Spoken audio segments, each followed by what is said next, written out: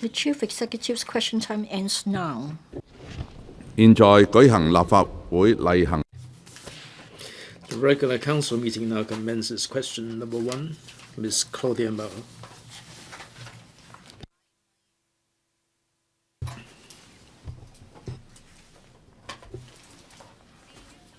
Since 1997, a total of over 1 billion mainland residents have come to Hong Kong for settlement on permits for proceeding to Hong Kong and Macau, commonly known as one-way permits.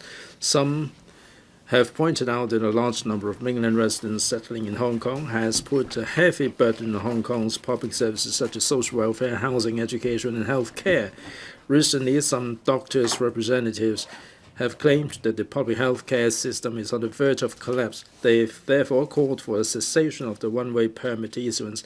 In this connection, the government informed this council, 1, given that mainland residents may apply for one-way permits for the reason, apart from family reunion, that they must come to Hong Kong for settlement due to special circumstances, and some of them who come do not have any close relatives in Hong Kong. Of the number of people who come to Hong Kong for settlement on one-way permit each year since 1997, with a breakdown by age group, their gender, and whether they were issued one-way permits on the grounds of family reunion, and whether they've been assessed in the past 3 years, the pressure on Hong Kong's public resources brought about, if so, of the outcome. 2, whether the government will, in order to alleviate the pressure on public services, set up an interdepartmental steering committee to be led by the CS to study feasible options for reducing the one-way permit quota progressively, if so, of the timetable and details, if not, why not.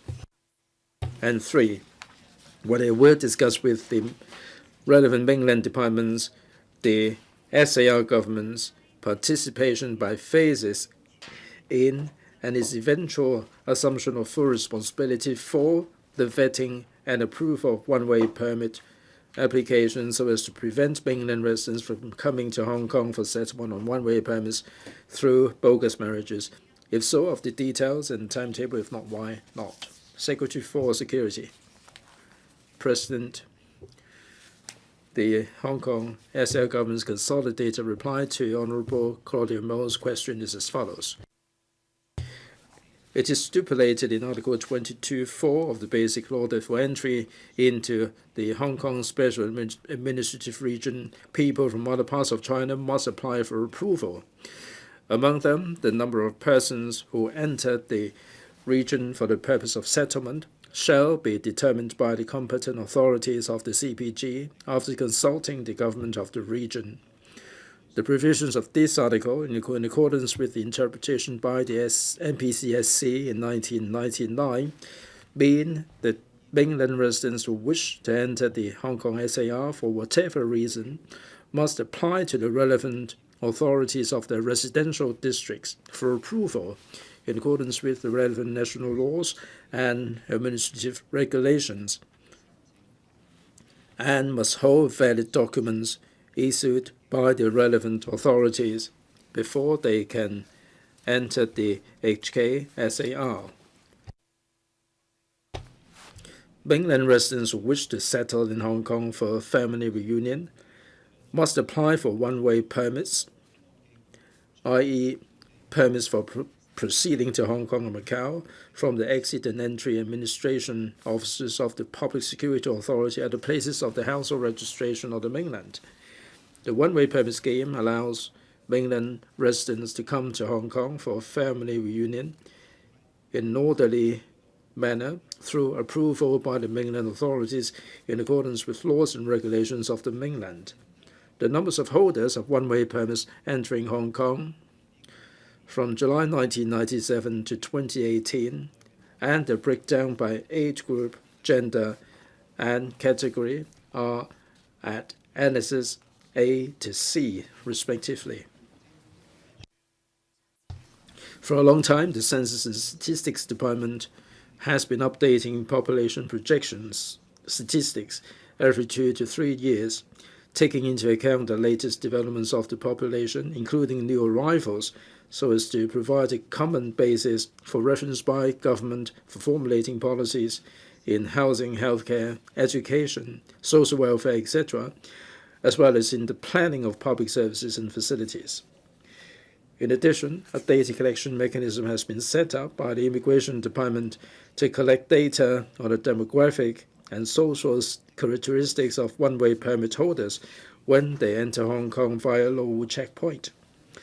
Moreover, the Home Affairs Department conducts surveys on new arrivals from the mainland who are aged 11 or above and have arrived in Hong Kong for less than 1 year when they apply for their Hong Kong ID cards at the Immigration Registration of Persons Kowloon office in order to identify their profile and service needs. The survey results of the data collected from the two surveys on age, marital status, educational attainment, economic activity, etc., are distributed to the relevant departments and NGOs in the form of quarterly reports on the Internet, so as to provide them with more useful information in planning their services for new arrivals. Therefore, the HKSAR government will have in hand basically the relevant information on the increased population, including the new arrivals, so as to take into account the overall demographic situation of society to ensure that the planning, facilities, and service provision are in line with the sustainable and positive development in Hong Kong. The vast majority of one-way permit entrants come to Hong Kong to join their next of kin. Next of kin refers to parents, spouses, and children.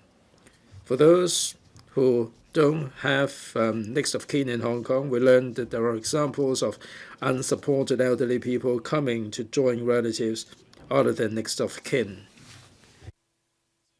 As to the question concerning whether the government will consider it a feasible option to reduce the quota in a gradual and orderly manner, I wish to point out that the 150 daily quota is the upper limit. The mainland authorities issue one-way permits in accordance with the actual number of eligible applications submitted. In the past 2 years, the average daily numbers of mainland residents coming to Hong Kong on one-way permits were 129 and 116, respectively. This indicates that in processing the applications, the mainland authorities have strictly followed the eligibility points laid down in the vetting guidelines and have had regard to the actual number of our applications. The 150 quota might not necessarily be used up. There are different views in community on the 150 daily quota, including views for maintaining or reducing the quota. Some, including advocating family reunion and demanding early settlement of mainland family members of Hong Kong residents in Hong Kong. The overall usage of one-way permit quota depends on various factors. Cross-boundary marriages now make up about 1/3 of locally registered marriages. There is no sign of decline in this trend in the long run. At present, the mainland spouses are still required to wait at least 4 years before becoming eligible to come and stay in Hong Kong at present. As such, there is a continued need for one-way permit scheme to allow separated spouses and the children born in the mainland to come to Hong Kong for family reunion. One-way permits are documents issued by the relevant mainland authorities. The application, approval, and issuance of one-way permits fall within the remit of the mainland authorities. The mainland has, since May 1997, implemented a point-based system with the eligibility points announced through the Internet, setting out an open and transparent criteria for a one-way permit scheme to objectively assess the eligibility and priority applicants. The public security authorities of some provinces and municipalities publish the names of one-way permit applicants under certain categories whose approval procedures are completed and allow applicants to check the status online. Mainland residents who meet the eligibility criteria laid down by the mainland authorities may apply to come and settle in Hong Kong. Those criteria are related to the age of the applicants or period of separation. They are objective and transparent and connected with the purpose of family reunion. Secretary, you've exceeded 7 minutes. In order to allow more members to put questions, please wrap up your reply as soon as possible. I'll try to be brief, President. In the processing of one-way permit applications by the mainland, Immigration Department facilitates at case level, including rendering assistance in verifying the supporting documents and their claimed relationship with relatives in Hong Kong, for example, husband and wife and parent and children. If the case is found to be suspicious or when factual discrepancies are identified, the Immigration Department will inform the mainland authorities and will request further documentary proofs. Immigration Department will also help the mainland authorities investigate the cases involving obtaining the one-way permits by illegal means. The Immigration Department will deal with the cases along these lines. For doubtful cases, there will be investigation. We'll be collecting evidence from various channels and conduct thorough investigation into suspected bogus marriage and intermediaries. The relevant persons will be prosecuted when there is sufficient evidence. Once a case is substantiated, the Immigration Department can declare the invalidation of a person's Hong Kong ID card, regardless of whether the person is a holder of Hong Kong permanent ID card or has settled in Hong Kong for less than 7 years and has divorced his or her Hong Kong permanent resident spouse. In addition, regardless of his or her years of residence in Hong Kong, the Immigration Department has the authority to remove him or her from Hong Kong.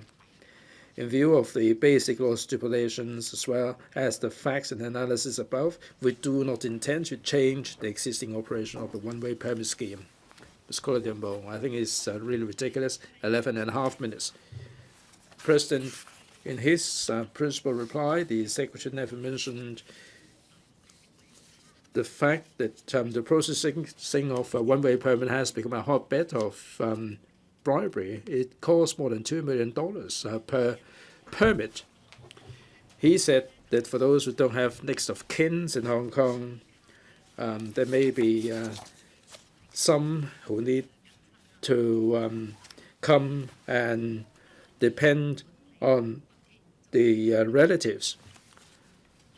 In Beijing, the authorities make it clear that in certain circumstances, they may need to come and settle in Hong Kong. You mentioned all these unsupported elderly. Since 1997, there are 6,300 people, maybe a small number versus 1 million, but there is such a channel for them to come to Hong Kong.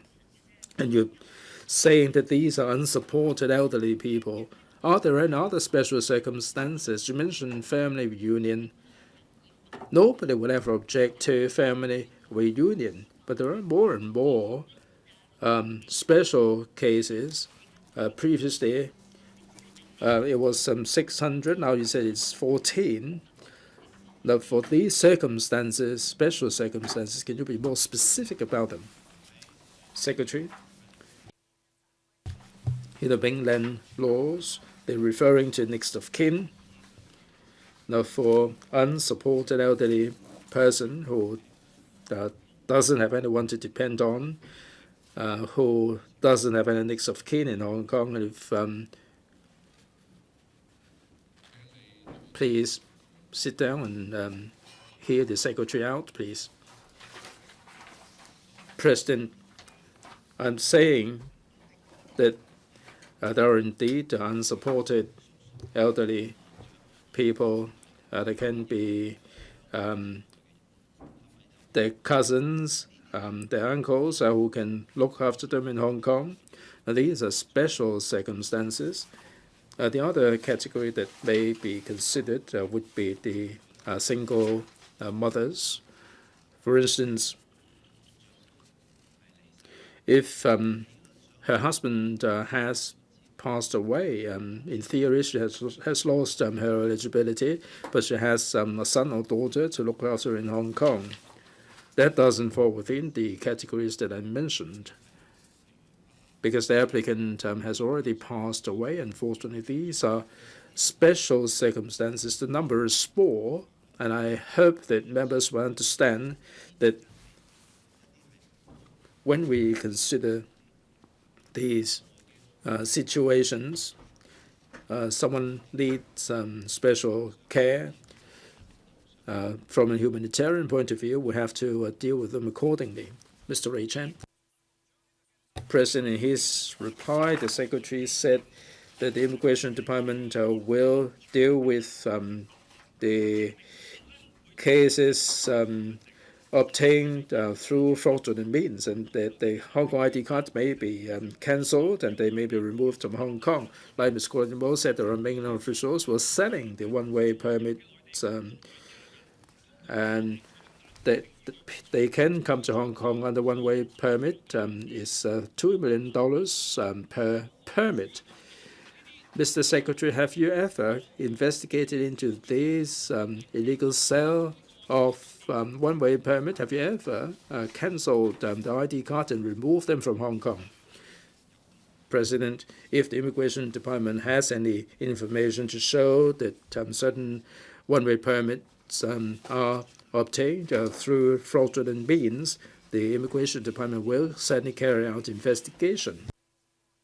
We did declare certain ID cards invalid for various reasons. For instance, in 2018, we, according to the Immigration Department's record, we have cancelled at least 7 ID cards, and there were 5 people who haven't stayed in Hong Kong for 7 years altogether, in accordance with the information. If there are fraudulent practices involved in obtaining the Hong Kong ID card, the Immigration Department has cancelled their ID cards. And the figures that are cited were in 2018 there were 15 cases. Mr. Ray Chan. My question is, have you penalized anybody who illegally sold one-way permits? President, if anybody is in breach of the mainland rules and regulations, the mainland authorities will be dealing with them in accordance with their rules and regulations. Mr. Alvin Young, Article 22.4 of the Basic Law points out that the mainland authorities can determine the number of persons who enter Hong Kong after consulting the government of the region. Under 22.4 of the Basic Law, has the Secretary given any advice to the mainland authorities in accordance with this article of the Basic Law? Yes or no? If so, what are the details of the advice? President, we do maintain communication in this regard. Under the one-way permit system, we have been changing these over the years. In 2003, the accompanying children will have to be 14 years of age, and we have changed this to 18 years of age. Now, for separation of spouses in 2005, it has been reduced from 6.5 years to 5 years. And in 2009, we have reduced it further down to 4 years. President, the point I'm trying to make is that we do maintain communication, we do exchange views, and after taking into account our views, they've also made changes. Of course, they have to make the changes in accordance with the Basic Law and in accordance with their power. All this goes to show that we do communicate, we do exchange views, we do express our views, and there were changes made after that. What about the number, Secretary? What number, President? How many people have been affected? I don't have the figures with me, President. Mr. WU Chi-wai.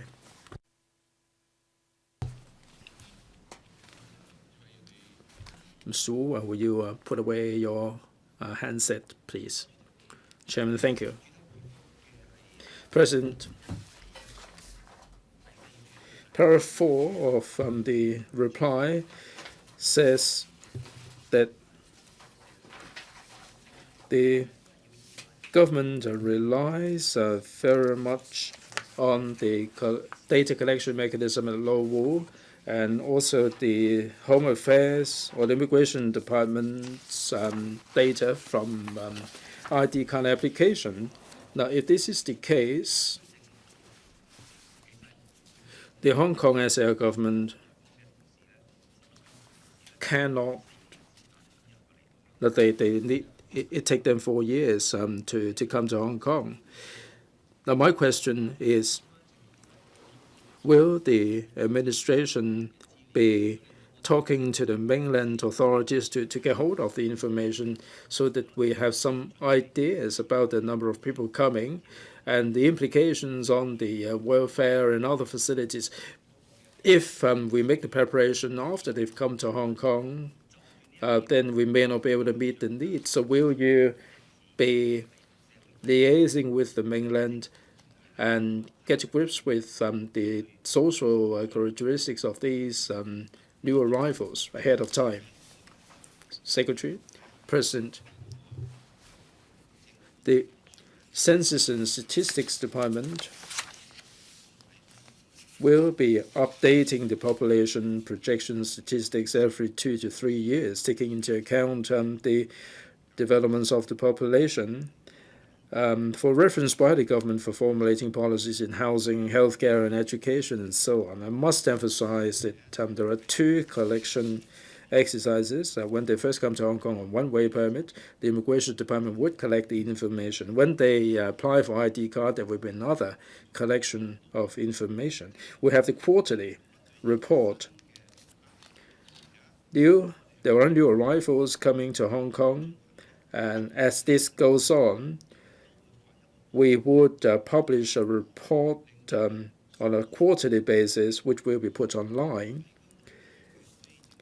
so that the government departments and NGOs will be in a position to know what the situation is all about. So we need to exercise our judgment in the planning process and come up with the ideas. Mr. Wu, would he liaise with the mainland authorities and get hold of the information ahead of time? Secretary, I think the existing practice does enable us to do the planning. Question 2, Hon WU Chi-wai. According to Article 22 of the Basic Law and the relevant interpretation by the Standing Committee of the National People's Congress in 1999, NPCSC's interpretation, mainland residents who wish to enter Hong Kong Special Administrative Region HKSAR must apply for approval in accordance with the relevant laws and must hold valid documents issued by the mainland authorities. Permits for proceeding to Hong Kong and Macau, which are commonly known as one-way permits, OWPs, before they can enter HKSAR. In this connection, will the government inform this council, 1. Given that the HKSAR government currently may, of its own accord, vet and approve mainland residents' applications for entry into Hong Kong under the admission scheme for mainland towns and professionals and the quality migrant admission scheme, including the setting of point-based tests and selection of applicants, if it has been studied from a legal perspective whether the HKSAR government participation in the vetting and approval of OWP applications would not violate Article 22 of Basic Law and PSC's interpretation. 2. Given that mainland residents may apply for OWPs for the reason, apart from family reunion, that they must come to Hong Kong for settlement due to other special circumstances, of the circumstances that are included under other special circumstances, and 3. In each of the 10 years of the number of mainland residents who come to Hong Kong for settlement on OWPs, broken down by the following categories of OWP holders. 1. Holder of Certificate of Entitlement, spaces separated for 10 years or more, and their accompanying children. Children of other categories set up one by one, and persons who must come to Hong Kong for settlement due to other special circumstances. And 2. Whether there are unused quota in respect of OWPs applicable to different types of persons. If so, whether the government will request the central authorities to reduce the quotas concerned in accordance with the actual demand. Secretary for Security. The SAR government consolidated reply to Hon WU Chi-wai's question is as follows. It's stipulated in Article 22(4) of Basic Law that for entry into the HKSAR, people from other parts of China must apply for approval. Among them, the number of persons who enter the region for the purpose of settlement shall be determined by the competent authorities of the Central People's Government after consulting the government of the region. The provisions of this article, in accordance with the interpretations of the NPCSEs in 1999, means that mainland residents who wish to enter HKSAR for whatever reason must apply to the relevant authorities of their residential district for approval in accordance with the relevant national laws and administrative regulations, and must hold valid documents issued by the relevant authorities before they can enter HKSAR. Mainland residents who wish to settle in Hong Kong for a family reunion must apply for one-way permits, OWPs, i.e. permits for proceeding to Hong Kong and Macao from their exit and entry administration offices of the Public Security Authority at the places of their household registration in the mainland. The OW scheme allows mainland residents to come to Hong Kong for a family reunion in an orderly manner through approval by the mainland authorities in accordance with the laws and regulations of the mainland. A breakdown of the numbers of the mainland residents entering Hong Kong on OWPs by category from 2009 to 2018 is attached at the annex. OWPs are documents issued by the relevant authorities in the mainland.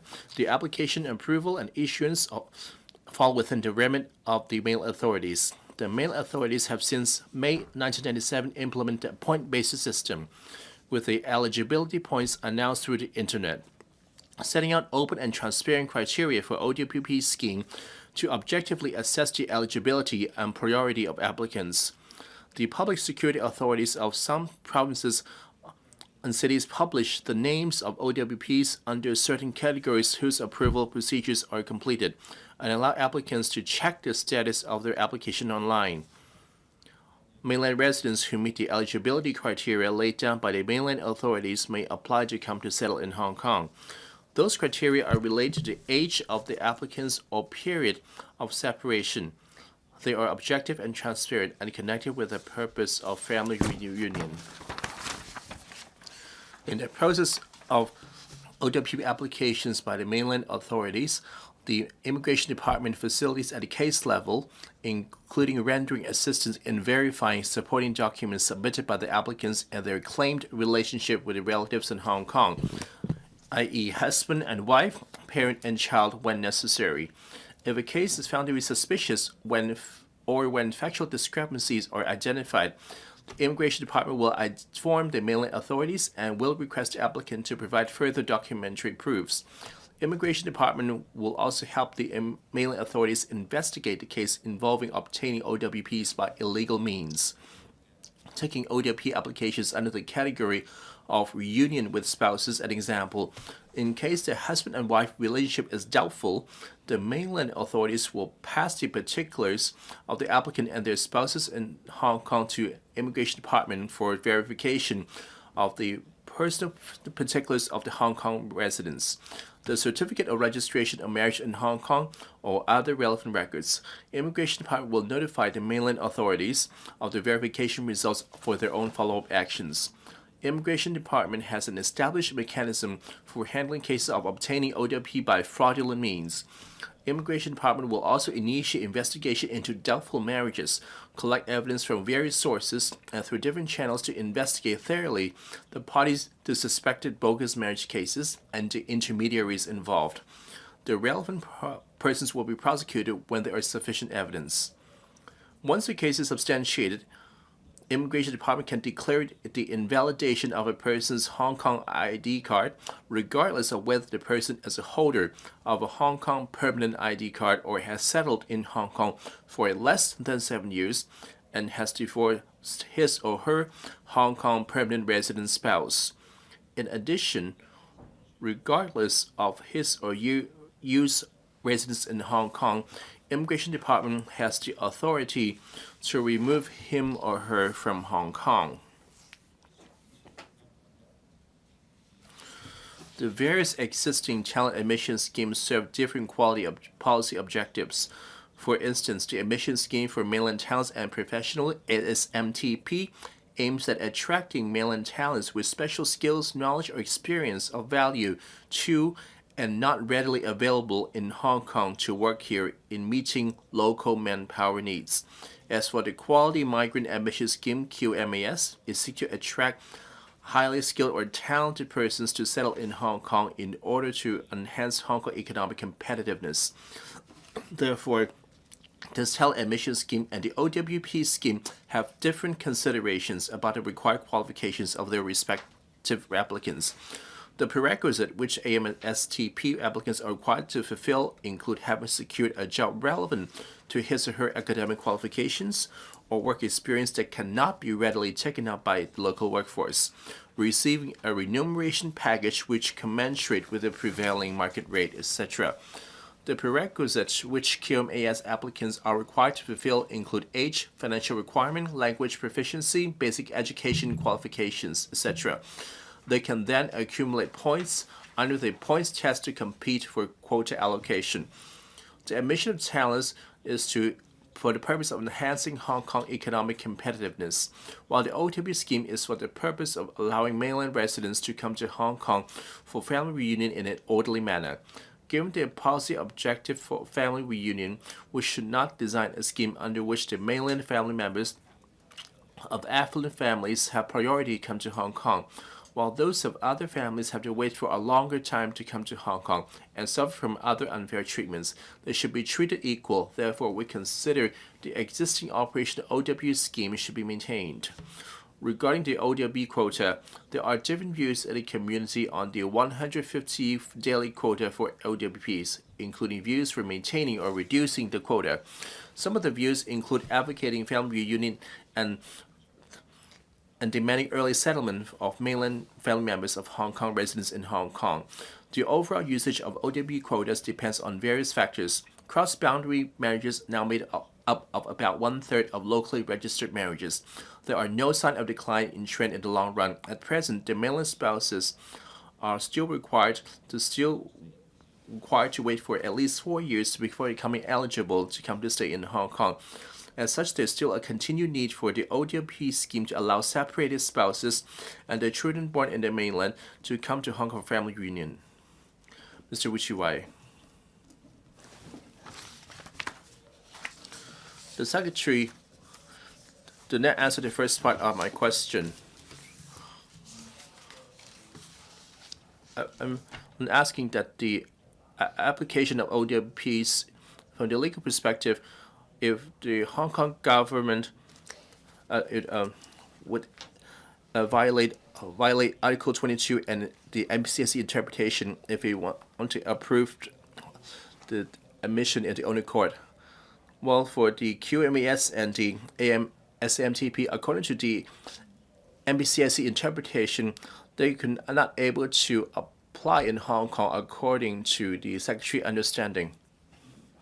My question to the Secretary: why can't we co-manage the family reunion categories so that the HKSAR government can know early among the new arrivals their background information, their service needs, so as to government can make advanced planning to ensure that the different social services will not be mismatched or fall short. So, Secretary, why couldn't we lobby the central government to have a similar arrangement in QMAS in where we can consider it concurrently so that we can get hold of the information on the new arrivals?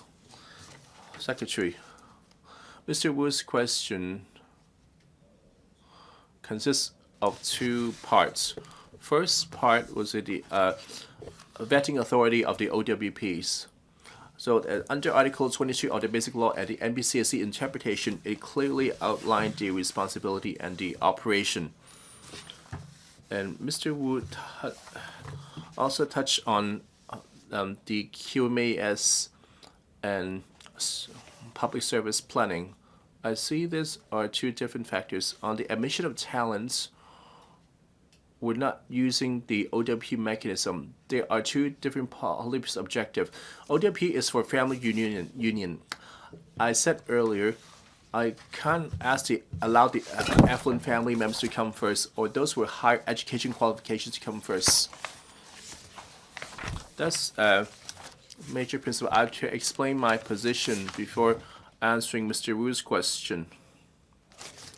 Under the OWP institution, according to the Basic Law and the MPCSC interpretation, have outlined the responsibility and the objective.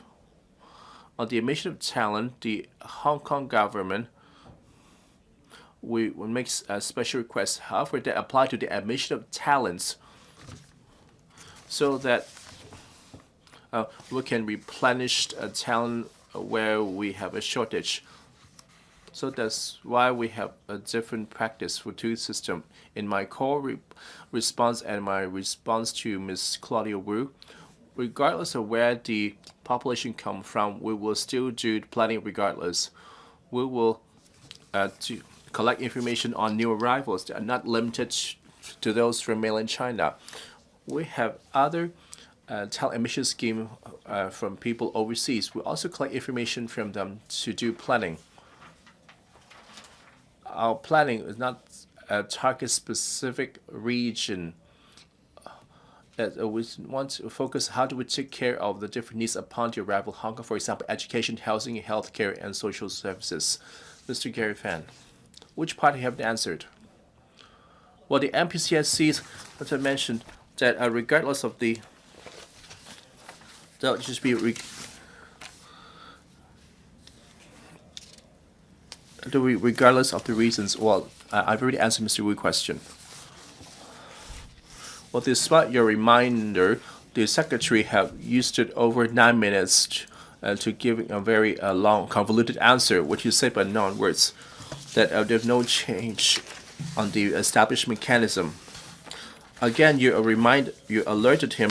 The secretary had tried to evade Mr. Al Young's question that Article 22.4 has stated quite clearly, and you repeated in your call response that the Hong Kong government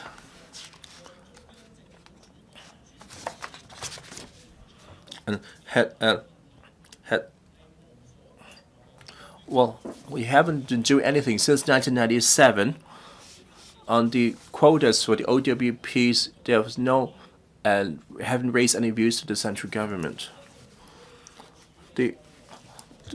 And on dealing with the migrant information, the Hong Kong have less powers than a regional government in China. Why, since 1997, the Hong Kong government has not, in accordance with Article 22.4,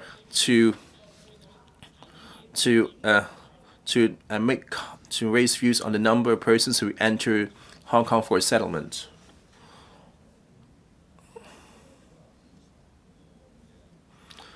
This 150 daily quota is just the max ceiling.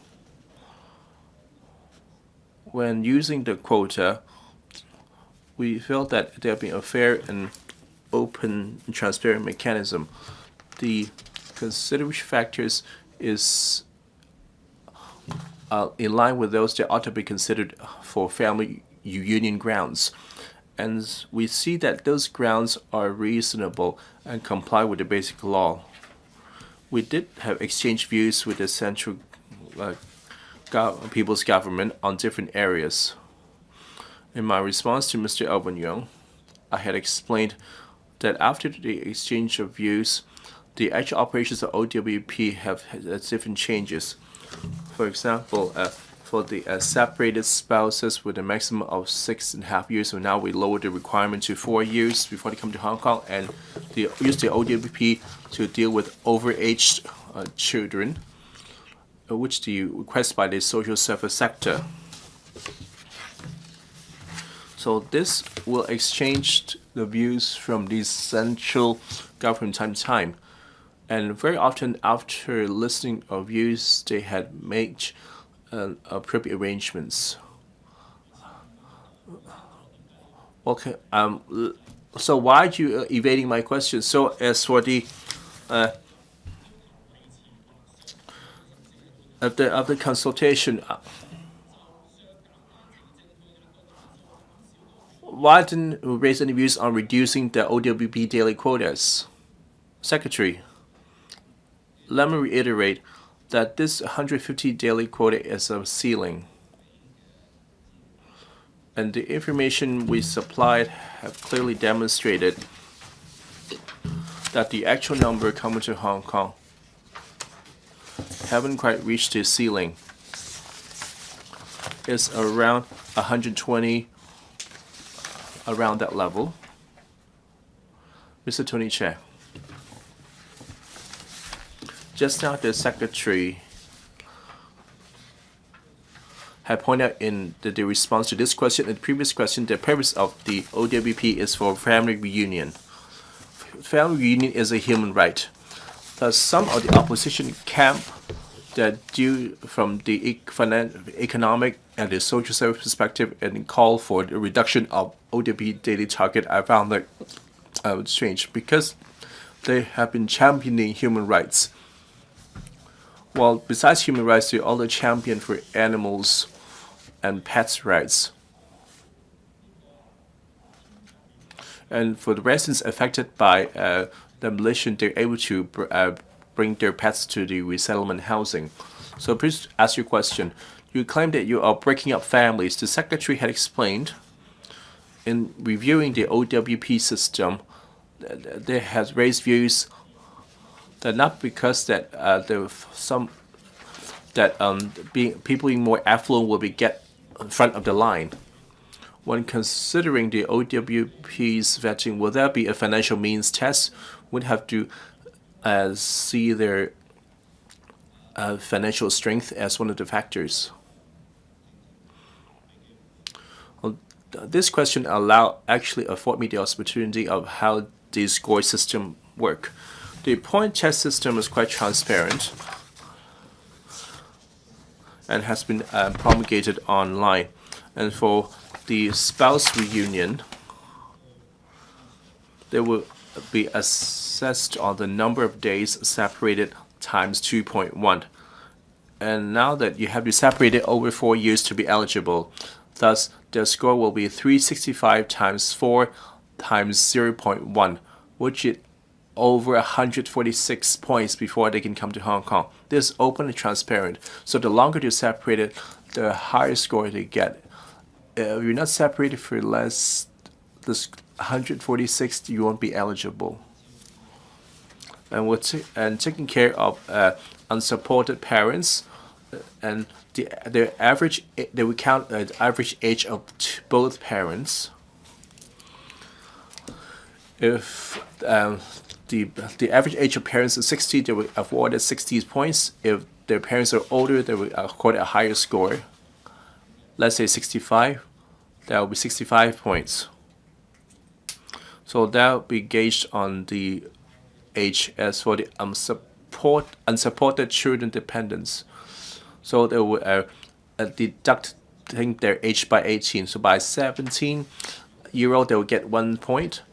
If only 1-year-old, they get 17. Let's say like a baby's like 17 points. So that's one of the scoring criteria. As for the unsupported elderly, reuniting with their children, they will be using their age to minus 59 points. Let's say if they're 60 points, 60 minus 59, 1 point. For a 65-year-old, minus 59, there were 6 points. So you've been correct. There'll be no financial consideration, because financial consideration, family reunion cannot use put a price tag on it. That's not fair. So the point system that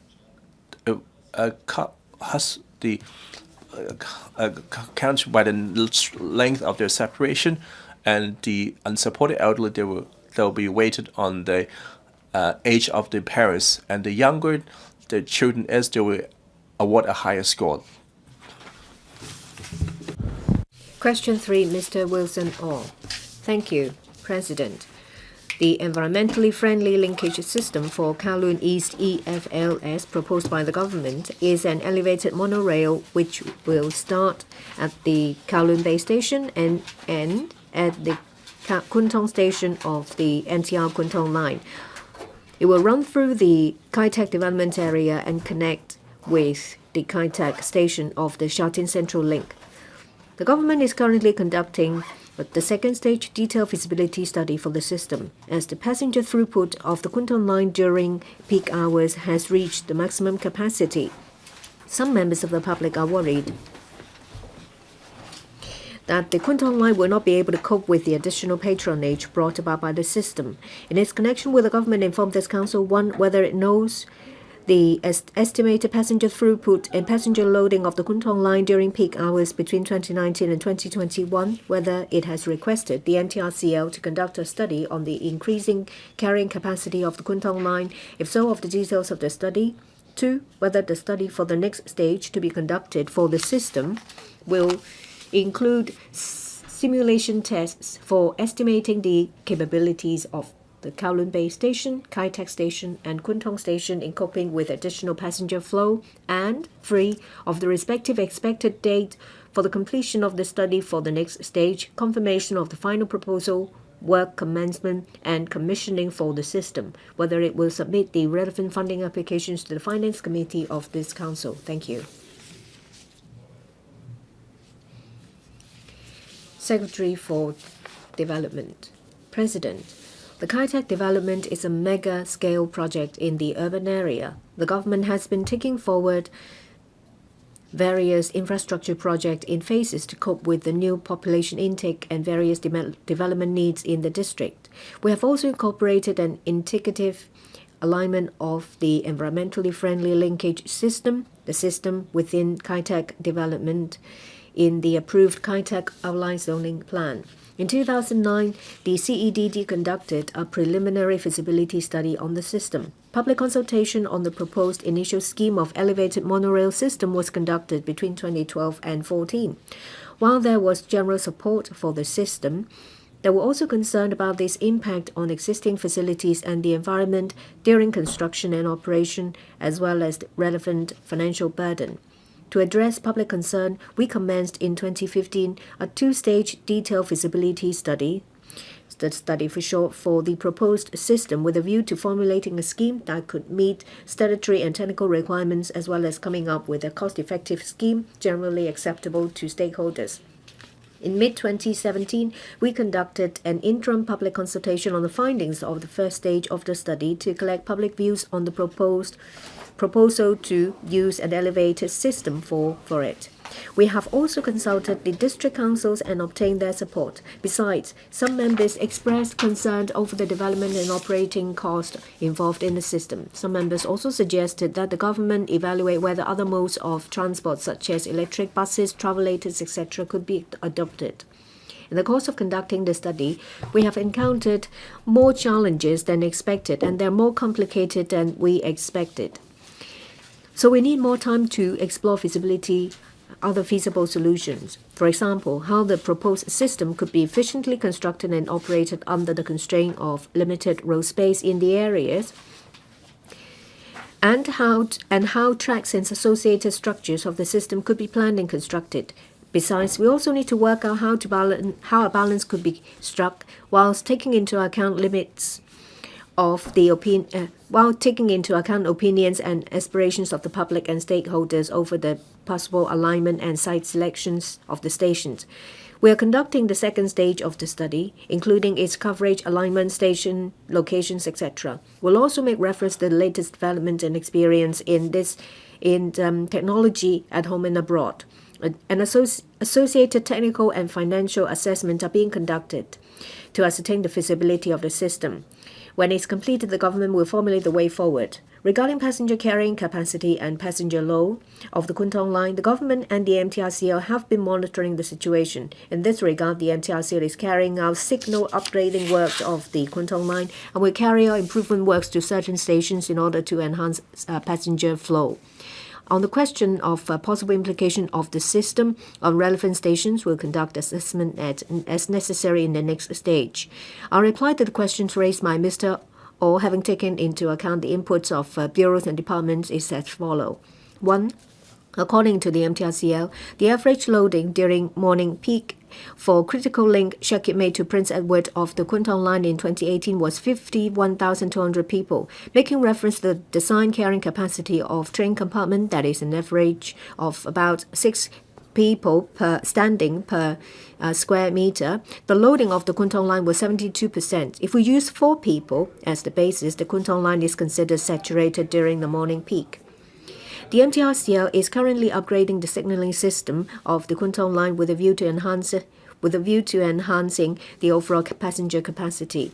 It is expected to be completed by 2020. At the same time, in order to enhance passenger flow at stations of the Kwun Tong line that are particularly busy, the NTRCL will improve station facilities to enhance crowd management and to improve train door devices. The patronage and loading of the Kwun Tong line during 2019 and 21 referred to in the question is affected by a number of factors, including increased frequency of trains after the upgrade, community development along the line, may also affect patronage, which in turn affect loading. The government and the NTRC will continue to closely monitor the situation. 2, as mentioned above, we're conducting the second stage study,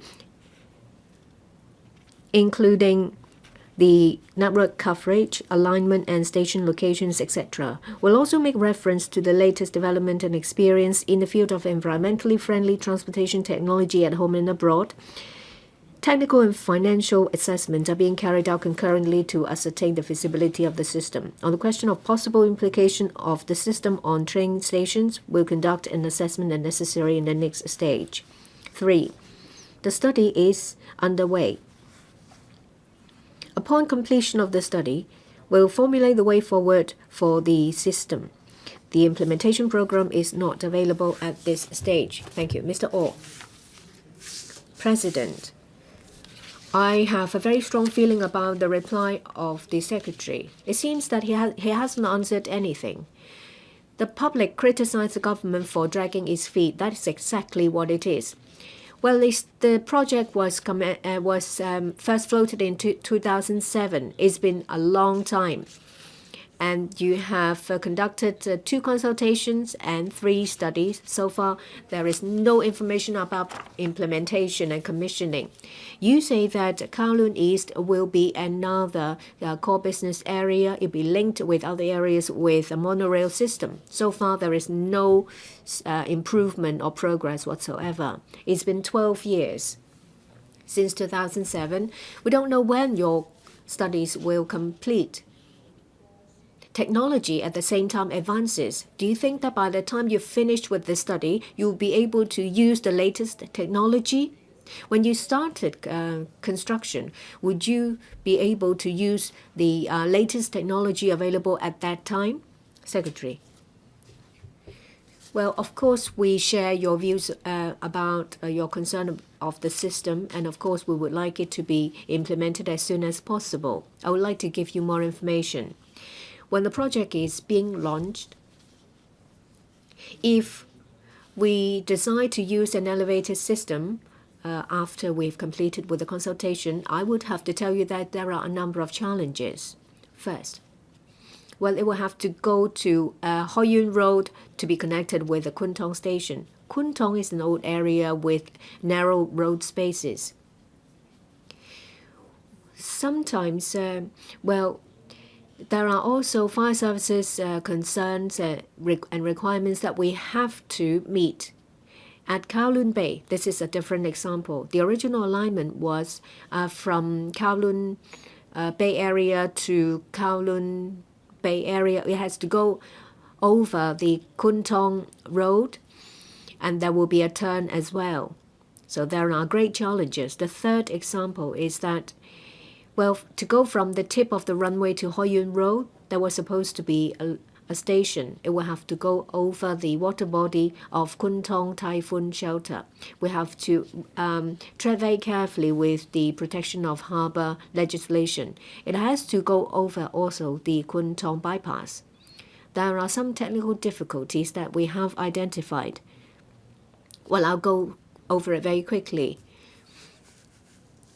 In the Kai Tak development area, there has been some changes in the planning. In May last year, there was a new OZP with an additional 30% increase in population and a 20% increase in business GFA. We'll have to take them into account.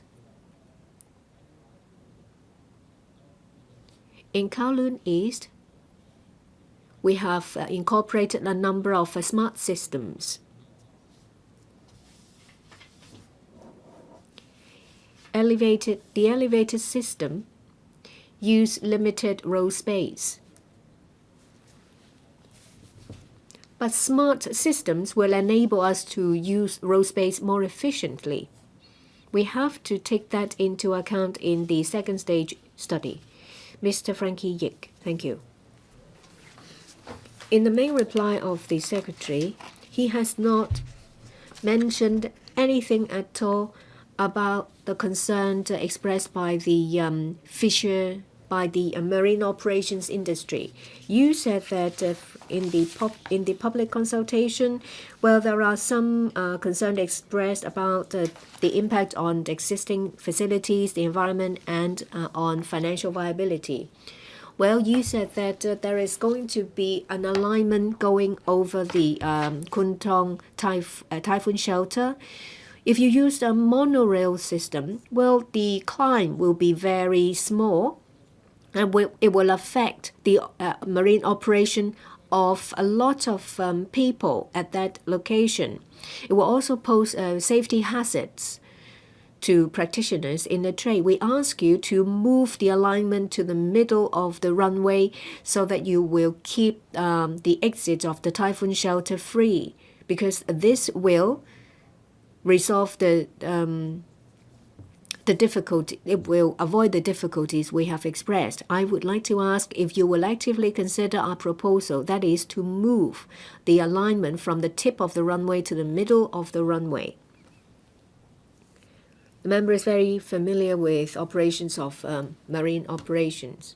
Yes, the Kwun typhoon shelter is in operation. If we move it, there won't be sufficient operation space for practitioners of the trade unless we find another area to reprovision it. We have taken the impact into account. We'll carefully consider the impact on Kwun typhoon shelter, but I don't have an answer for you as to whether it is better to move the alignment to the middle of the runway. We will take that into account and carefully study all issues. Mr. Kenneth Lau, in the OZP Kwun 2007, there was a proposal to use an environmentally friendly linkage system for Kowloon East. We have a number of public housing estates, the cruise terminal, and other projects commencing and completing in Kowloon East. Will the administration consider other modes of transport to connect Kowloon East with other areas? Say, for example, environmentally friendly minibuses and buses as a temporary measure to meet the needs of the district during the development area. If it is possible, please give us some details. If not, please give us a reason. I'll defer to the Transport and Housing Bureau. We are aware of an increase in population in Kai Tak area. We closely monitor the traffic situation in that area, and we will put in place measures to accommodate the changes. We use environmentally friendly modes of transport. We'll take that into account in our consideration. Mr. WU Chi-wai.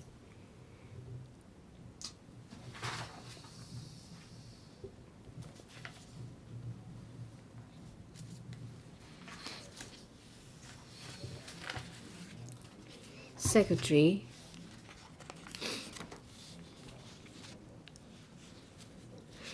it looks like you have treated the elevated monorail system as an important element of the environmentally friendly linkage system. But at the same time, we have the Kai Tak development as well as energizing Kowloon East in that area.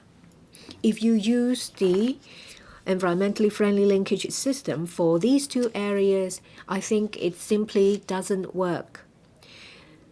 This system was designed to cope with a smaller population in Kai Tak development, but if it's extended to cover Kowloon, energizing Kowloon East, I think it simply will not be able to cope. So I'd like to ask, will you change the positioning and role of the linkage system? Will you consider using the linkage system to divert patronage from the Kwun Tong line so that the system will be effectively used to alleviate pressure on mass transportation in the area? Which secretary is to take the question? Secretary for Development. Thank you. I thank Mr. Wu for the question. As I've said, that we propose the elevated monorail system. We have encountered a number of technical challenges on top of other considerations, but we haven't given up yet. In the detailed feasibility study, we will work out a good solution. If it is not going to be an elevated system, if it is a net grade system, we will consider whether to make use of smart system to better use road space. I think, well, it is implied in the question. Will the proposed system put additional pressure on the transportation network or not? We think that it will help to alleviate pressure. Between Yau Tong and Kai Tak, we will work out the details as to how it will be able to divert patronage. Mr. Wilson OR. In the third part of the answer, the Secretary said that so far there is no implementation program.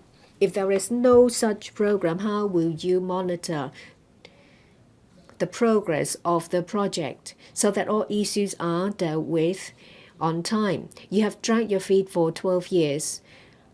Well, we have identified a number of questions. I'm sure there are more solutions. Can you tell us how much longer will you drag your feet? Will you be able to give us a timetable? Secretary, I thank the member for the question. Well, I'll refer to my main reply. Of course, we will handle the issues as quickly as possible. If we can't complete it this year, will we be able to come up with an option next year?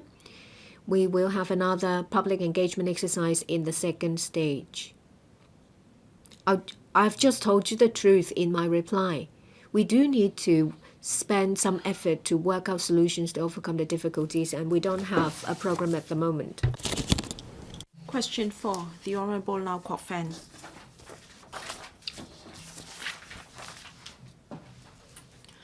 Thank you, President. Under the Individual Visit Scheme, or IVS, mainland residents living in cities covered by IVS may visit Hong Kong after obtaining an endorsement for individual visit, i.e. the G endorsement, issued by the Mainland's Public Security Bureau Office, while residents in other mainland places visiting Hong Kong are required to obtain an endorsement for group visit, i.e. the L endorsement, and enter Hong Kong in tour groups. However, the mainland authorities have not imposed a requirement on the minimum number of persons constituting an inbound mainland tour group, or IMTG, such that one person may also constitute a tour group. Besides, it has been reported that same as IVS visitors, mainland residents with the L endorsement may now visit Hong Kong on their own and are no longer required to enter Hong Kong in tour groups, such as tour groups organized in Shenzhen on an ad hoc basis. The aforesaid arrangements have rendered the L endorsement tantamount to the G endorsement. In this connection, would the government inform this Council, 1, whether it has assessed that the pressure on the tourist facilities in Hong Kong brought about by the arrangements of not imposing a requirement on the minimum number of persons constituting an IMTG and allowing mainland residents with their own endorsement visit to Hong Kong on their own? If so, of the outcome, if not the reasons for that too. As the government indicated in July last year that it would relay to the mainland authorities concerns of Hong Kong people about such arrangements, of the replies received and follow-up actions taken by the government. And 3, as the government indicated in January this year that it had all along maintained close liaison with the Travel Industry Council of Hong Kong to understand the situation of IMTG. Of the details of the liaison were including frequency and scope, whether it would discuss with domain authorities the setting up of a reciprocal notification mechanism between government departments so as to grasp right away the information relating to mainland visitors visiting Hong Kong. Secretary for Commerce and Economic Development. President, the government attaches great importance to the sustainable and healthy development of the tourism industry. While ensuring that the industry brings benefits to society, will also continuously seek to minimize as far as possible the impact of tourism activities on the local community. In response to the question asked by Mr. LAU Kwok-fan, my reply is as follows. 1 and 2, the government has maintained close liaison with domain authorities on arrangements for many visitors to visit Hong Kong, and they have not indicated any change in policies concerning mainland visitors' entry to Hong Kong. In fact, the government has always kept a close eye on the situation of mainland visitors coming to Hong Kong. In 2018, the total visitor arrivals to Hong Kong rose by 11.4% year-on-year, while overnight visitor arrivals rose by 4.9%. Nevertheless, we noticed that in the past 3 years, starting from 2016, many visitors arriving with a group visit endorsement, commonly known as the L permit, has remained at about 15% of the total. That said, in view of the increase in mainland visitor arrivals to Hong Kong in general, the government has worked with different stakeholders to implement various measures targeted to minimize the impact of tourist activities on the local community. During the peak periods of mainland visitor arrivals, as at Chinese New Year and National Day Golden Weeks, the government will convene interdepartmental meetings to coordinate among departments to enhance visitor crowd control measures. The government has been pragmatic in tackling problems brought about by inbound tour groups to the local community.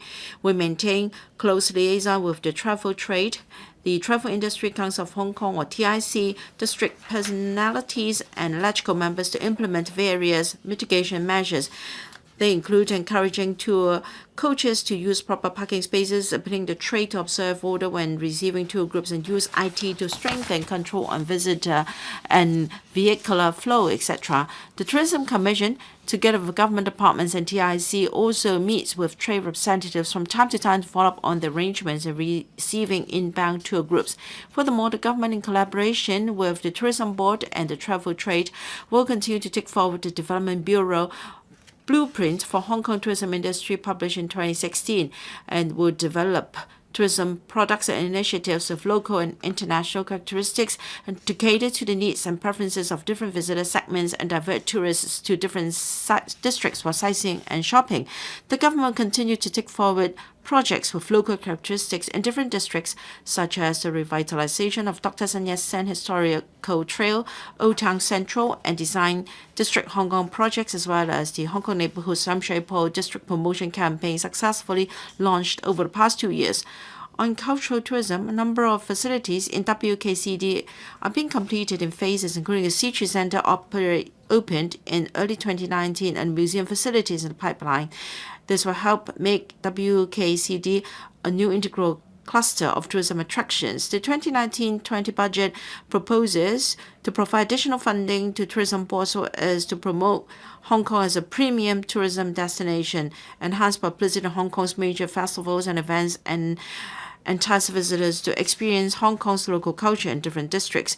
We'll continue to promote green tourism in Hong Kong in accordance with the principle of natural conservation and sustainable development. We will launch a new pilot art cultural heritage and green event at Yam Tien Zai of Chi-kwong. In the nearest budget, we propose to provide additional funding to the Tourism Commission to roll out new initiative, including improvements to facility of country trails in the vicinity and the Commission's consultancy study for enhancing the facilities of Hong Kong Wetland Park, etc.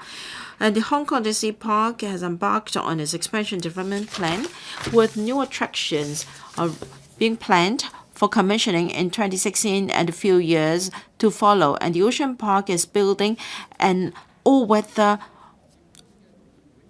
water park for completion in 2022. These measures will help divert visitors to different districts in Hong Kong's tourism receiving capability. At present, TIC the industry's regulatory body has clear guidelines to require travel agents in Hong Kong when receiving mainland inbound tour groups to register with it and provide information on the tour group in advance. TIC reports to the government on the situation of mainland inbound tour groups visiting Hong Kong from time to time. It participates in interdepartmental meetings convened by the government before peak periods, such that relevant government departments and attraction operators can grasp the estimated number of tour groups visiting Hong Kong during the peak periods. In addition, the government is in close liaison with the Ministry of Culture and Tourism and other local tourism authorities.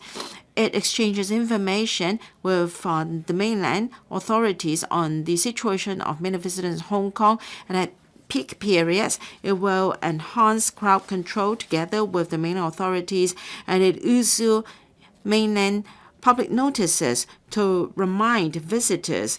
Points to note when visiting Hong Kong, the government also inquires about the mainland visitors' travel patterns from time to time so as to notify our bureaus and departments to take corresponding action. Mr. Lau, you have not answered my question regarding the L permit. Now there is a loophole here. Would you admit that, Secretary, there is a loophole under the L permit? It has become an IVS in effect.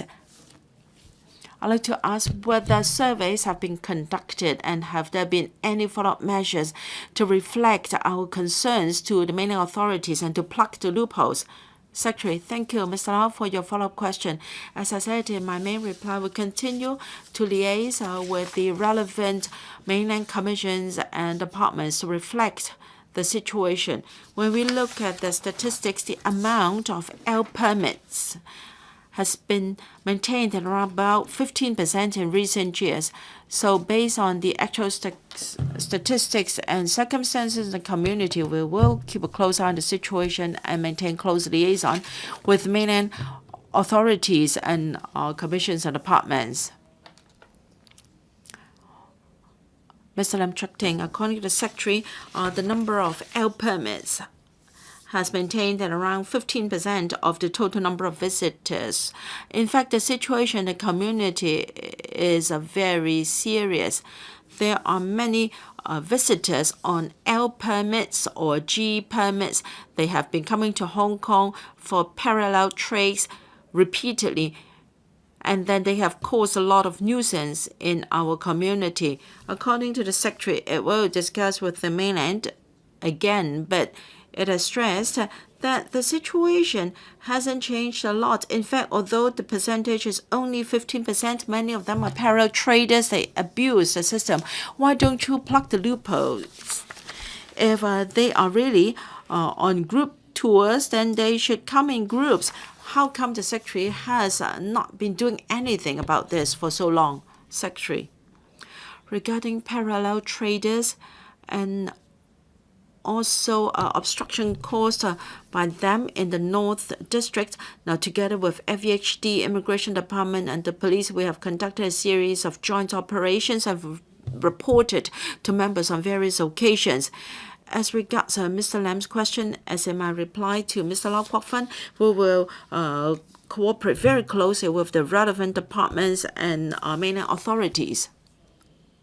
Mr. Yu Si-wing. And the Secretary's reply regarding regulation of mainland tour groups. Well, these travel agents have to be registered with TIC. However, the industry has reflected to the authorities that at different locations there are tour groups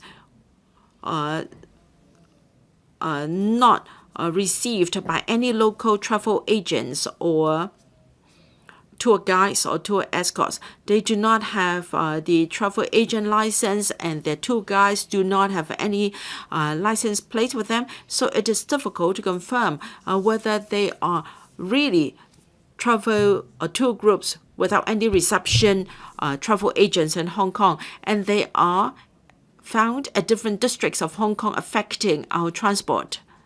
Prior to the establishment of the Travel Industry Authority, I'd like to know whether you can regulate these tour groups with no reception travel tour guides in Hong Kong so that they will not be out of control.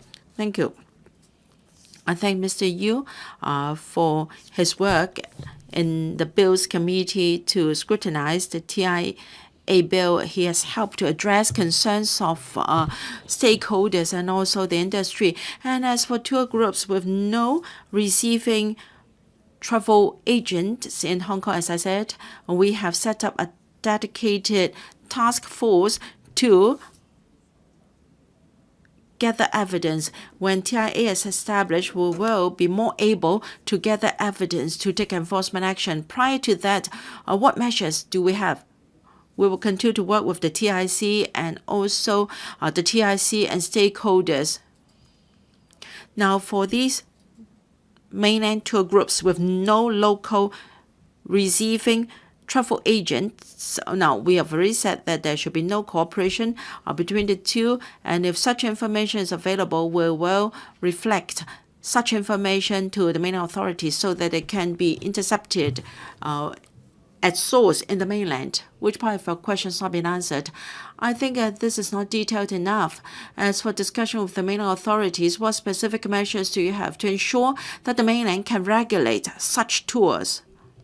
Secretary, we will liaise very closely with the industry when we are aware that there are such tour groups with no licensed travel agents and tour guides and tour escorts in Hong Kong. We will liaise with the mainland authorities for exchange of information so that the mainland can investigate such irregularities. Thank you. Mr. Gary Fan, please put down your placard first. It's blocking my view. Thank you, President. In your second part of your reply, Secretary, you said that there are various measures to help to divert visitors to different districts so as to enhance Hong Kong's tourist receiving capability. You're not tackling the problem at source. You are just spreading the problem to all 18 districts of Hong Kong. You are not really helping the problem. This is ridiculous. Our tourism policy is ridiculous. Our officials are ridiculous. We have a population of 7 million, and every year we're receiving 60 million of tourists.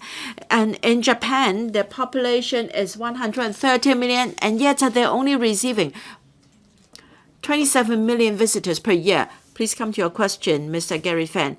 So in addition to measures to divert tourists to other districts which are not helpful to resolving the problem, perhaps the government should adjust its policies. For instance, reform this system of IVS and allowing only one visit per week. If not, can you please tell us the reasons for not taking on board these measures? Since the introduction of allowing only one visit per week, I think we've already cut down substantially the number of tourists that come many times a week, and because they are accused of being parallel traders by some in the community. We really want our tourism industry to develop in a healthy manner, so we will attract high spending overnight visitors to Hong Kong, and we have devoted 70 to 80% of our budget for promotion to more remote source markets.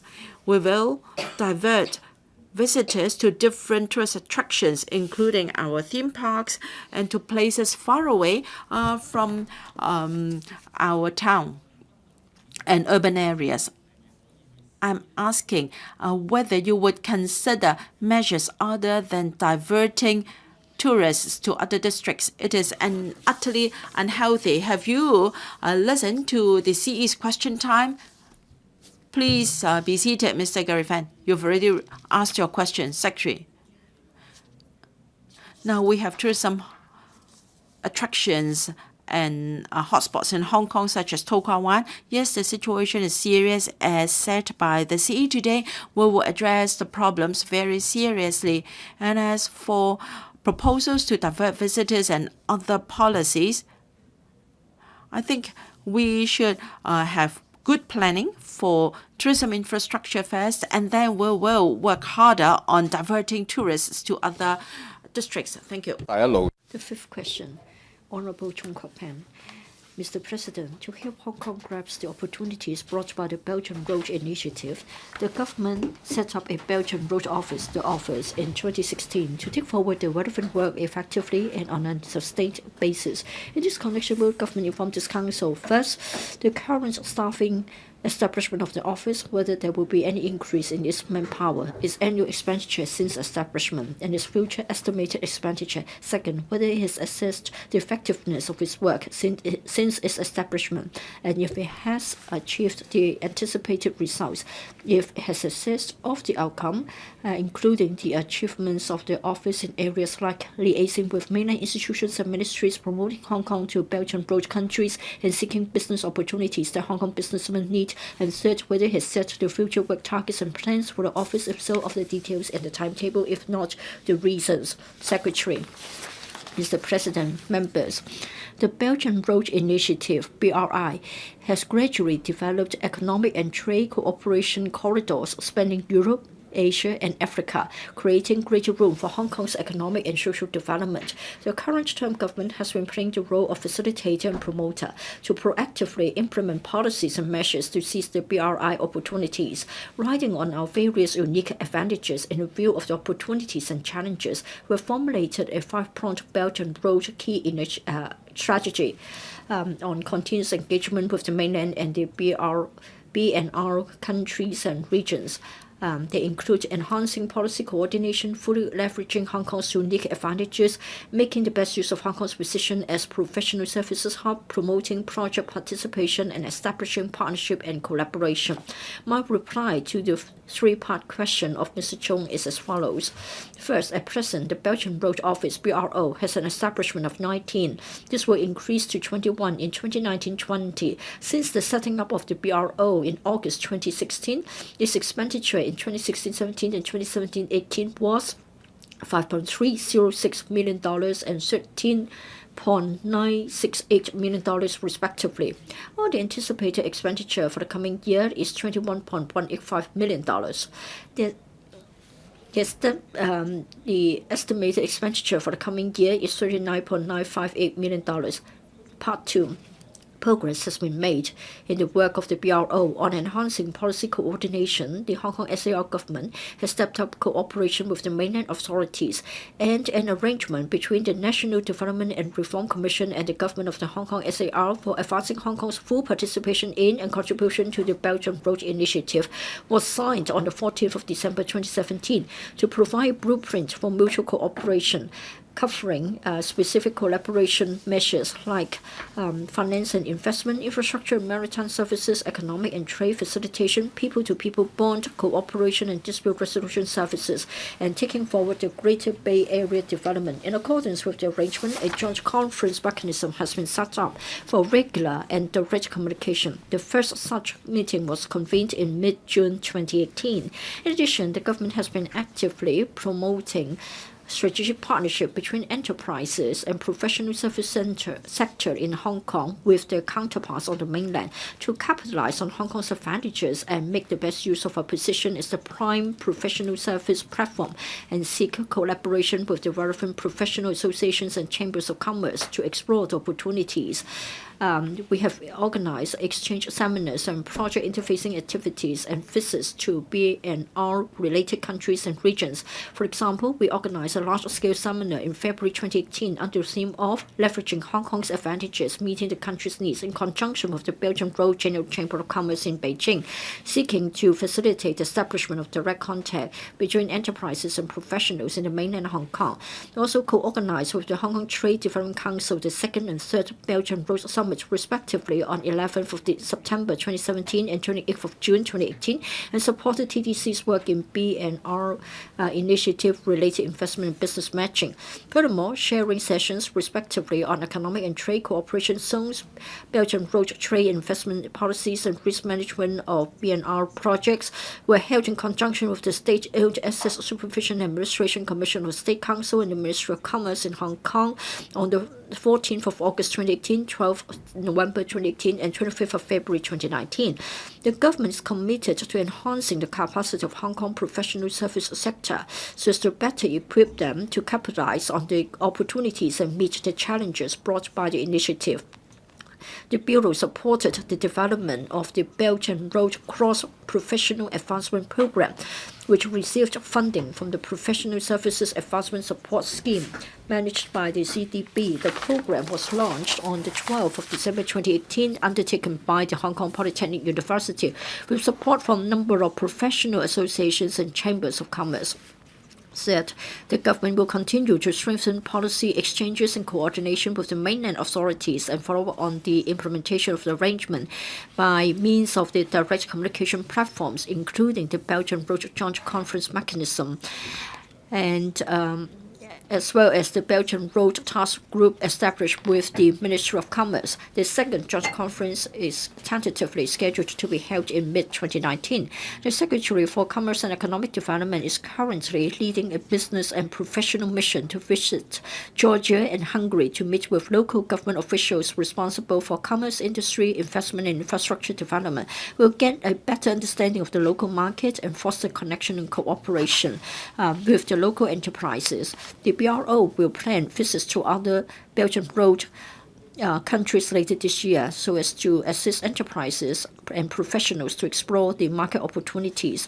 To help Hong Kong enterprises and investors expand their overseas markets, we'll continue to strengthen our economic partnership with other economies and will actively seek to forge free trade agreements and investment promotion and protection agreements with more partners, including the B&R related countries and regions. The government TDC will co-organize the 4th Belt and Road Summit on the 11th and 12th of September 2019 to continue to promote and foster Hong Kong as an international commerce and trading platform for the BRI. Hong Kong in creating and realizing opportunities will be the theme, and it will continue to feature investment and business matching sessions and one-to-one business matching meetings to encourage partnership. We'll continue to adopt a whole government approach and five-pronged key strategy in the pursuit of the Belt and Road Initiative, with view to establishing Hong Kong as both as a key link in the prime Belt and Road services platform. Mr. Cheung. I'm not sure whether they regard this as a very silly question or a meaningless one. We haven't got anybody here. Well, have you ever seen this scene? That is, we haven't got anybody in the chamber, even though we are asking questions. And the Belt and Road Initiative is indeed very important for Hong Kong, and yet nobody is interested, so I haven't got any other supplementary question. Secretary.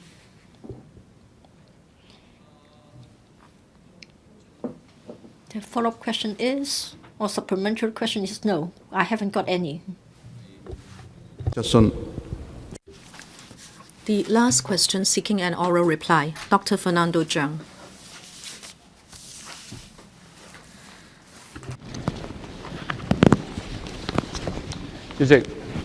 President, some carers of the elderly and persons with disabilities PWDs relate to me that currently there is a lack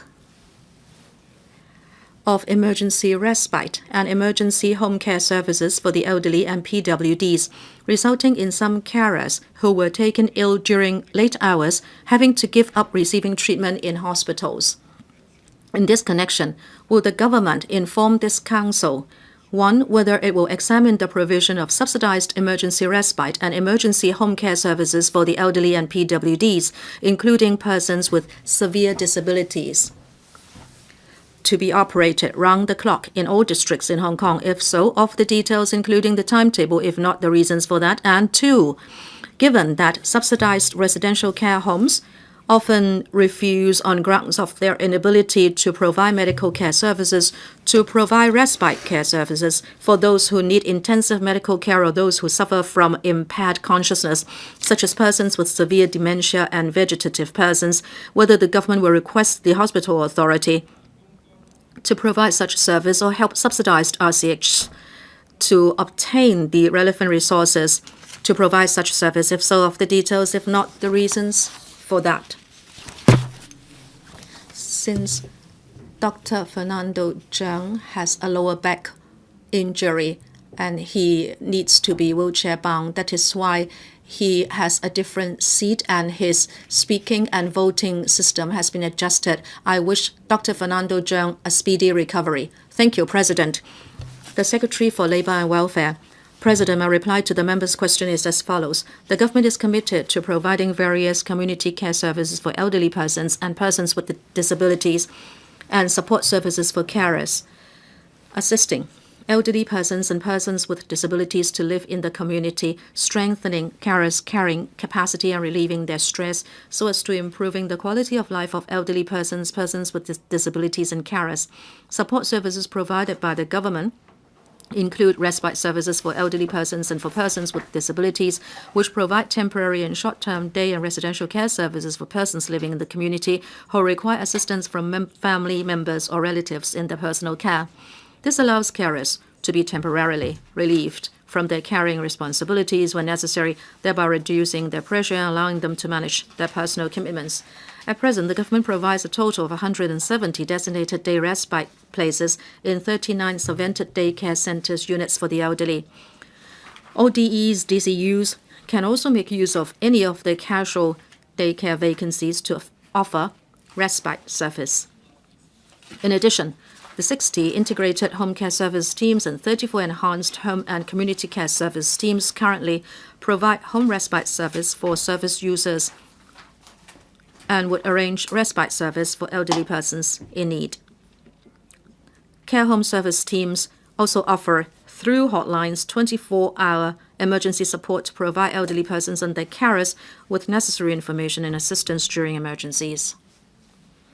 As regards residential respite service, in addition to the 55 designated residential respite places provided by subvented residential care homes for the elderly RCHEs and contract RCHEs, the government also utilizes casual vacancies of subsidized places in all subvented nursing homes, care and attention homes, contract RCHEs, as well as private RCHEs participating in the enhanced board place scheme to provide residential respite service. Besides, the CE announced in the 2018 policy address that the government would in 19 to 20 purchase additional respite places from private RCHEs participating in EBPS to increase the number of residential respite places for elderly persons and would regularize such an initiative. It is expected that around 270 additional places will be provided. In addition, the government currently provides a total of 65 emergency residential places for the elderly in 17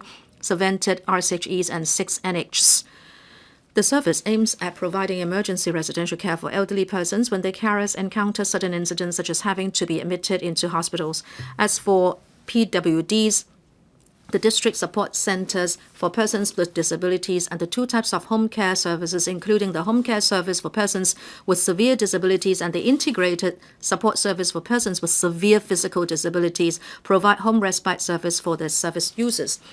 In addition, day respite services provided by day activity centers, DSCs, and care and attention homes for persons with disabilities, whereas residential respite services are provided in residential care homes for persons with disabilities or RCHDs subvented by government. Currently, there are a total of 158 day respite service places and 297 residential respite service places. All RCHEs providing residential respite and emergency residential service and RCHDs providing residential respite service operate on a 24-hour basis round the year. RCHEs and RCHDs will not refuse to provide respite service for elderly persons or PWDs because of their poor health, physical disabilities, or poor cognitive abilities, including severe dementia. Nevertheless, to protect the safety of other residents, elderly persons and PWDs admitted into these types of residential places must be free from contagious disease and mentally fit for communal living like the other residents of RCHEs and RCHDs. If persons with disabilities have unforeseen residential needs in case of emergency, subvented RCHDs providing residential respite service could cater to such cases in the light of individual circumstances. As regards emergency residential service for elderly persons, in accordance with existing practice, these types of residential places require referrals from social workers to make placement arrangements in advance. If elderly persons are in need of medical care, medical consultation, and treatment, this can be arranged at suitable medical units, including the A&E department of the HA. Dr. Fernando CHEUNG. President, the Secretary is not answering my question. I was asking about the average elderly person or PWD and the need for respite service in case of emergencies.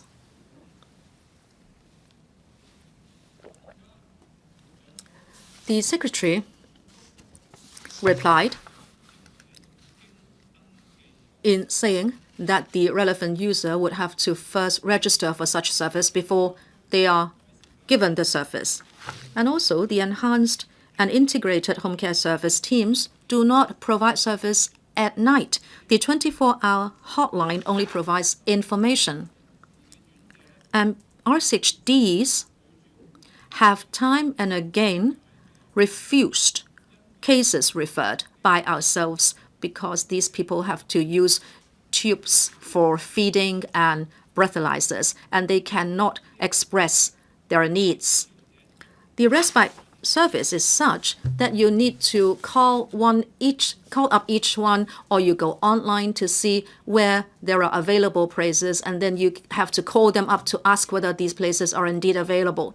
If the Secretary is of the view that we have the service now, I can tell you my own case. A few days ago, suddenly I sprained my lower back. I just couldn't move. I had to call an ambulance to go to the A&E department. If I had had no support, and I have a severely disabled daughter, Secretary,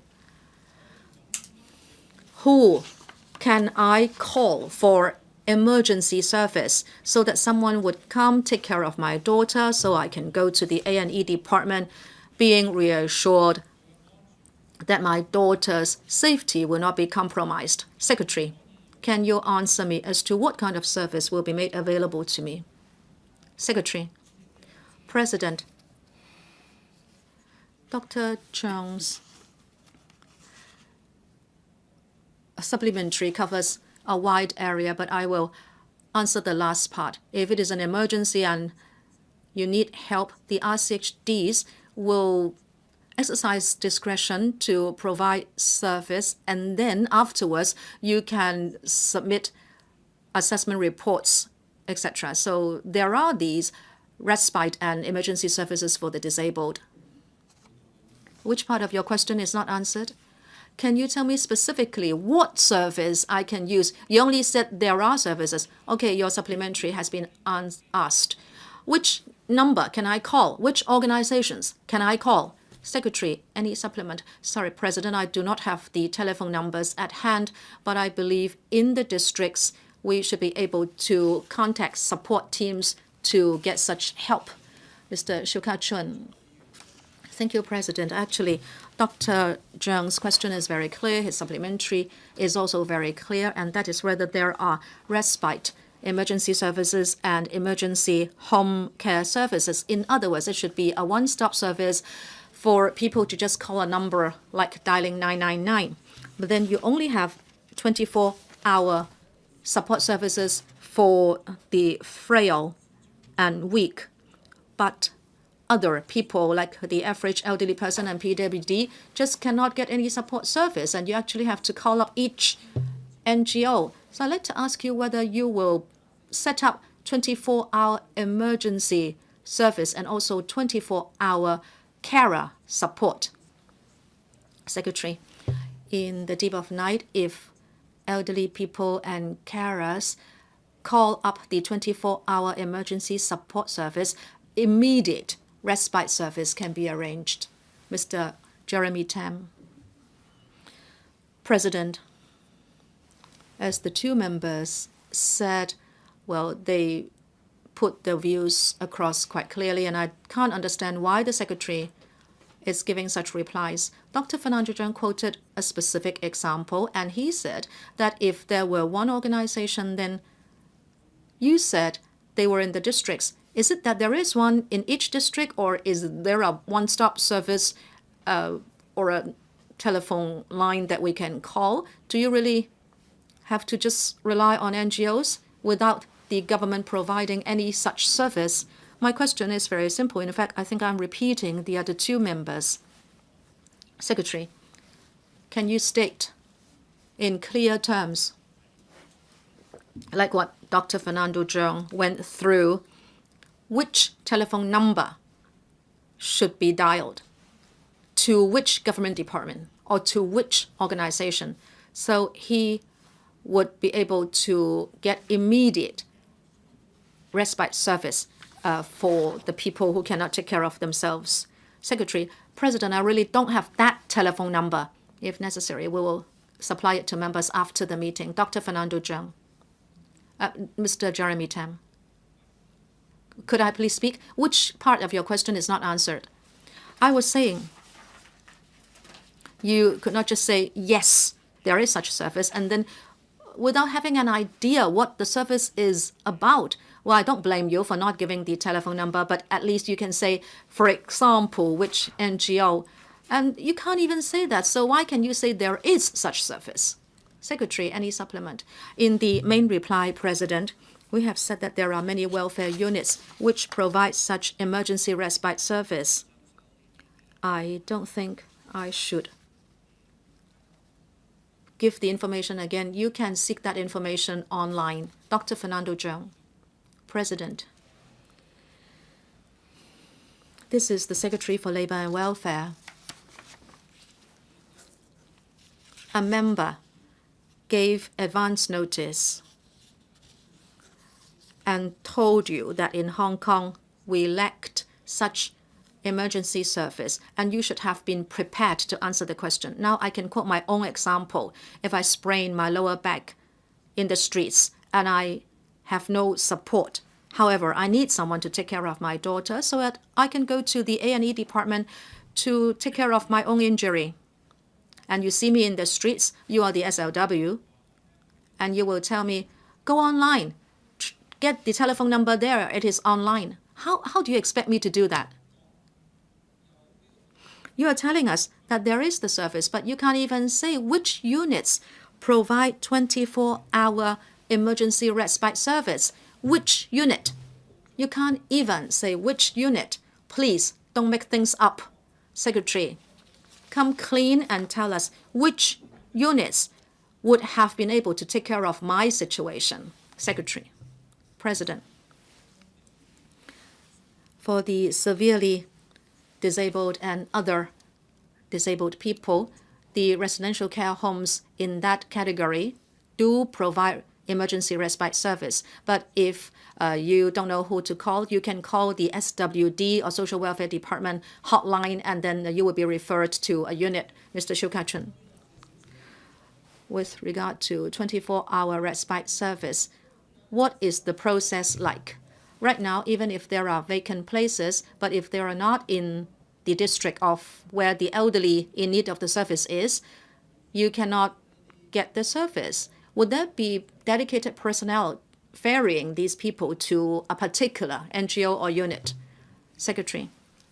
President, when arranging such respite service, the homes usually also provide the transport.